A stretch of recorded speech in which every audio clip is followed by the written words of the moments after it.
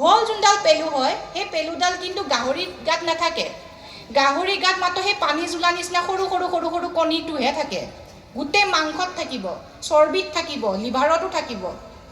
কিন্তু সেই দীঘল পেলুডাল থাকিব আপোনাৰ ক'ত? মানুহৰ গাৰ ভিতৰতে। আৰু আপোনাৰ মানুহৰ গাত কেনেকৈ সোমায়? মই এটা কাহিনী কওঁ।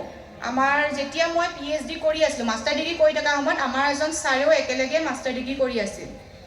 মই মাষ্টাৰ ডিগ্ৰী কৰিছিলোঁ আপোনাৰ হাঁহৰ পেলুৰ ওপৰত। হাঁহত কিমান পেলু আছে সেইটো চোৱাটো মোৰ দায়িত্ব আছিল। এতিয়া আমাৰ ছাৰজনৰ আছিল এই পেলুটোৰ বিষয়ে। চবে শুনা পাইছেনে? বেয়া লাগিছে নেকি? শুনক কাহিনীটো। ছাৰে তেতিয়া কি কৰি আছিলে, এই গাহৰিৰ তেখেতৰ ৰিচাৰ্চটো আছিলে অৰুণাচলত কৰিব দিছিলে। গাহৰি তাৰ অৰুণাচলততো নন ষ্টপ গাহৰিয়ে মেইন।